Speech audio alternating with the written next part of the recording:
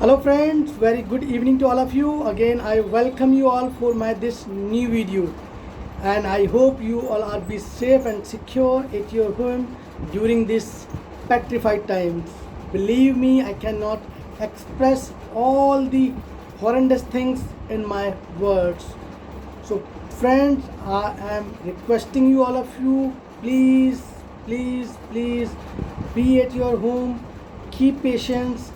Whenever you do have any emergency, only leave your home, and whenever you come from the outside, always wear use the sanitizers and wash your hands properly.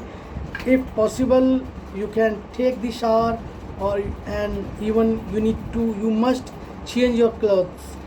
So friends, I am here with my new topic, and as you all know that this is my property information YouTube channel, where I try to brief out the latest information or any valuable information related to real estate industry. So here I am with the new topic. The topic is, what is the difference between a real estate consultant और an agent. Yes friends, एक property agent, broker और property dealer और एक real estate consultant में क्या फ़र्क है। जी हाँ दोस्तों, रियल इस्टेट कंसल्टेंट और अगर मैं रियल इस्टेट एजेंट की बात करूँ तो दोनों में उतना ही फ़र्क है जितना एक प्रोफेशनल्स में और एक अनप्रोफेशनल्स कैरेक्टर में फ़र्क होता है। जी हाँ दोस्तों, रियल इस्टेट कंसल्टेंट हमेशा आपके लिए काम करता है और आपके लिए मार्केट में बेस्ट ऑप्शन सर्च करके लाता है और आपको वो प्रॉपर्टी बेस्ट प्राइस में, आई मीन टू से लो कॉस्ट में आपको प्रोवाइड कराता है। जी हाँ दोस्तों, इसी के कंपेयर में अगर मैं बात करूँ एक प्रॉपर्टी डीलर एजेंट की, तो वो सिर्फ अपने लिए काम करता है। वो चाहता है कि फटाफट से डील हो जाए ताकि उसको आपसे अपना कमीशन, अपना पे आउट जो भी वो 1% या 2% एज़ पर दी मार्केट कैलकुलेशन चार्ज करता है, वो चार्ज करे और आपको टाटा बाय बाय करे। जी हाँ दोस्तों, दूसरा जो पॉइंट है, एक रियल इस्टेट कंसल्टेंट, जैसा कि मैंने आपको बताया पहले कि वो आपके लिए काम करता है, तो वो आपकी प्रॉपर्टी पे लोन्स कराएगा, उसको मॉर्गेज कराता है, उस पे आपको टिल द एंड, जब तक आपको उस घर की चाबी नहीं मिल जाती, जब तक वो काम करता है। चाहे आपका बुकिंग फॉर्म हो, चाहे आपका बिल्डर बायर एग्रीमेंट हो, चाहे आपका एग्रीमेंट टू सेल हो, सेल डीड हो, कन्वेंस डीड हो, तब तक एक रियल इस्टेट कंसल्टेंट आपके साथ लगा रहता है, आपको सर्विस देता है। जबकि एक प्रॉपर्टी डीलर या एजेंट, जैसा कि मैंने पहले बताया कि वो आपको ऑप्शंस दे देगा, आपसे कमीशन ले लेगा, उसके बाद आपको सर्विसेज नहीं देगा, क्योंकि वो उतना प्रोफेशनल्स नहीं होता जितना कि एक रियल इस्टेट कंसल्टेंट होता है। जी हाँ दोस्तों, ये मैंने अभी कुछ डिफ्रेंशिएशन बताया आपको एक रियल इस्टेट कंसल्टेंट और एक प्रॉपर्टी एजेंट के अंदर। तीसरा इसका एक वैलिड पॉइंट है कि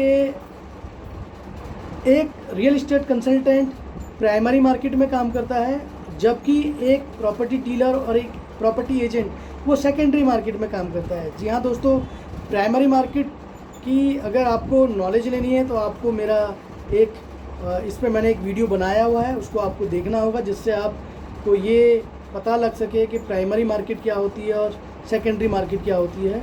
तो मैं पॉइंट पे आता हूँ, तो real estate consultant primary market में काम करता है, जो फर्स्ट टाइम डेवलप हो रही है, न्यूली डेवलप हो रही है, न्यू एरिया में डेवलप हो रही है। और एक जो एजेंट होता है वो सेकेंडरी मार्केट में काम करता है, जो डेवलप हो चुकी है, कंस्ट्रक्ट हो चुकी है 5-10 साल पहले। उसका प्राइस जनरली उसमें एक एजेंट गेम कर जाता है, कई बार उसमें बहुत ज़्यादा गैप रख लेता है, जिसकी वजह से बाद में एक कस्टमर को जब पता लगता है कि उसके साथ उतना गैप हो गया है, जो मार्केट में वो रेट नहीं था, उसे कहीं ना कहीं फाइनेंशियली और मेंटली पेन होता है। जी हाँ दोस्तों, तो मैं आपको बता रहा था कि एक जो प्रॉपर्टी या रियल इस्टेट कंसल्टेंट होता है वो कहीं ना कहीं आपको लॉन्ग टर्म सर्विस देता है, ताकि आप उसे रेफरेंस दे सकें, जिसकी वजह से वो न्यू क्लाइंट को सर्विस देगा, उनको न्यू प्रॉपर्टीज़ देगा, ताकि उसका बिजनेस ग्रो कर सके।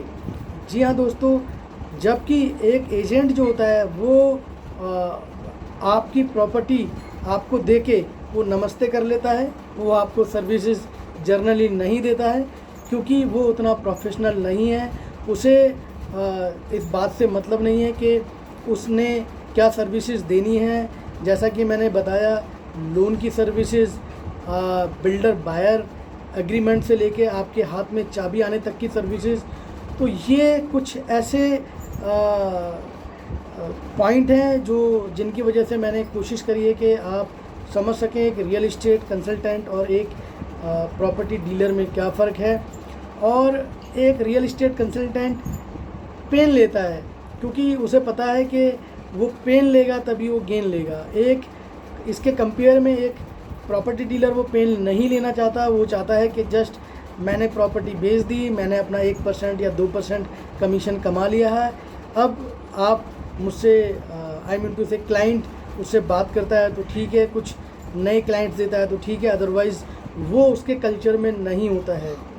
जी हाँ दोस्तों, एक इसमें वैलिड पॉइंट आता है। जनरली क्लाइंट ये सोचते हैं कि एक जो रियल इस्टेट कंसल्टेंट है, क्या वो हमसे कमीशन लेगा या नहीं लेगा। तो मैं आपको यहाँ क्लियर कर दूँ, एक जो रियल इस्टेट कंसल्टेंट है वो आपके लिए कंसल्टेंट है। I am talking about the clients, वो आपके लिए कंसल्टेंट है, बट वो डेवलपर्स और रियल्टर्स के लिए एक एजेंट है। तो वो एजेंट जब डेवलपर्स और रियल्टर्स के लिए है तो उसको पे आउट, इंसेंटिव, कमीशन वहाँ से मिलेगा, ना कि वो डायरेक्टली और इनडायरेक्टली किसी भी क्लाइंट से लेगा। जबकि एक जो ब्रोकर होता है वो डायरेक्टली जिसको वो प्रॉपर्टी बेचने की कोशिश कर रहा है वो उसी से वो अपना कमीशन लेता है, जैसा कि मैंने अभी आपको बताया। दूसरा, एक जो डेवलपर्स होता है, रियल्टर्स होता है, उसका अपना एक मार्केटिंग का बजट होता है।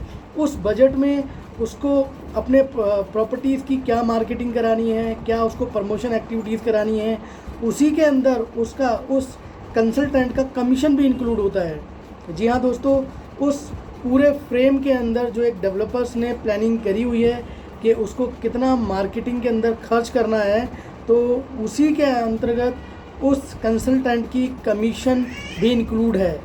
तो जनरली क्लाइंट ये सोचते हैं कि उसकी जो कमीशन चाहे वो डेवलपर से ले रहा है, उसका जो प्रॉपर्टी का जो कॉस्ट है कहीं वो ज़्यादा या कम तो नहीं होगा। दोस्तों, इसका उस प्रॉपर्टी की कॉस्ट पे कुछ भी फ़र्क नहीं पड़ता है, क्योंकि डेवलपर्स और रियल्टर्स ने पहले से ही अपना मार्केटिंग का बजट बना रखा है।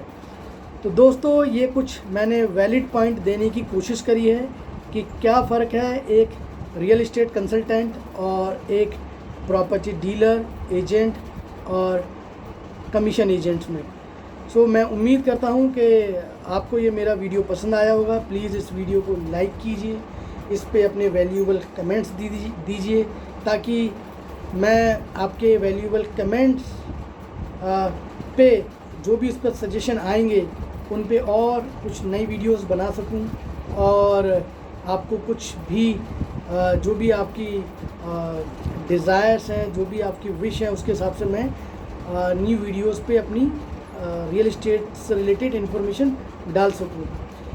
And I finally request you, please not to forget to press the bell icon button, because it will help you to get my new video always, and you will get my new videos notifications always or first to you.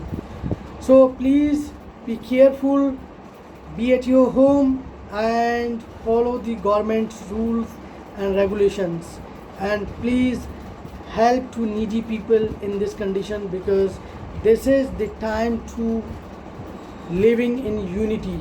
Yes friends, yes friends, and we always be ready for helpless people. So friends, for till my next video, please take care and bye bye, namaste, God bless you all, thank you.